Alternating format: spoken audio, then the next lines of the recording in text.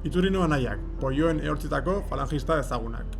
1930ko hamarkadan, falange espainola alderdi faxista zen eskuinaren erreferenteetako bat. Indarkeria han eta hemen erabiltzen zuena.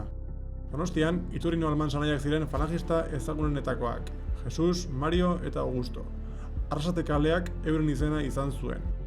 Errepublikazaleek altxamendua garaitu zutenean, faxisten aurkako justizia egarria zegoen kalean, eta milizianoek exekutatu zituztenen artean daude Iturrino anaiak, 1936ko uztailean.